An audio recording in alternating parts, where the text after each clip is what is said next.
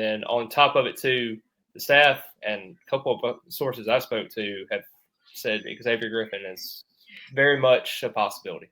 Very much. They are really going all in on that recruitment and are really, really pushing. So my thought right now is Alabama, but Florida State's really made it interesting. So yeah, because wasn't Griffin the one that kind of scoffed at Castellanos' comment?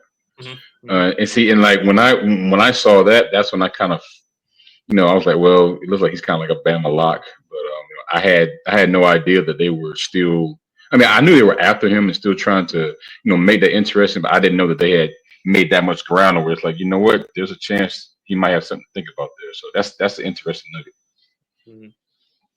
Wow, because if you, let's just for argument's sake, now if you get Chauncey Kennon and then you somehow get him, oh, your class looks a whole lot better now, because that's gonna be what Derek Cooper too, because he's from Chaminade, so I mean, with Lopez, so I mean, that's another relationship builder, and he will really like Mike Norvell too.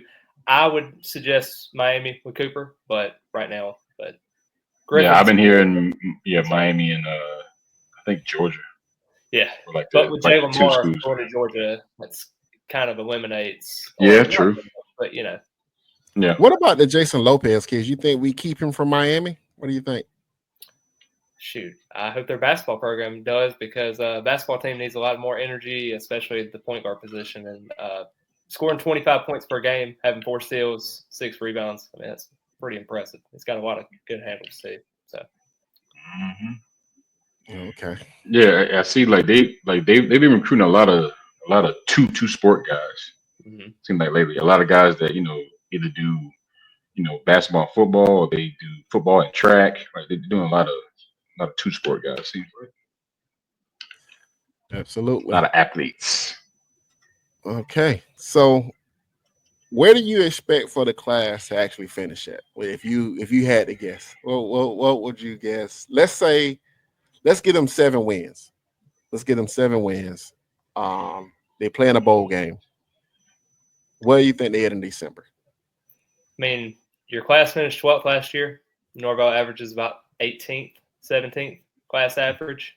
So I'd probably say about 13th, maybe. I'd say that's a safe number.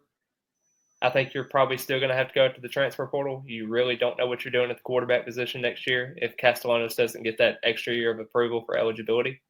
So, I mean, you're probably going to have to go back to the offensive line again, because you're probably going to replace 4 starters on the offensive line, maybe 5. It depends on what Richie Leonard does. I mean, that's quite a bit of talent to lose. So, I'm sorry, what did you say it was? 13th. 13? Yeah, somewhere on that range, 12 to 15. What do you think, Matthew? Yeah, I said, earlier it was going to be about how they perform. So if you can get, I mean, to me, 8 is better. Yeah. That's I don't know why that number is sticking out. Me and Sam have talked a bunch of times about that number being like the one that will make you feel the most secure. But if you get 7 wins, you get to a bowl game. Let's say you win and you get like 8 total. I think they can finish inside the top 15. I think I would feel more confident about maybe trying to challenge for a top 10. They have like an 8 or 9 win team. But I think, like you said, Norvell averages just outside the top 15. So if you could have a 5-win turnaround, I think they could probably keep you inside the top 15. It's all said.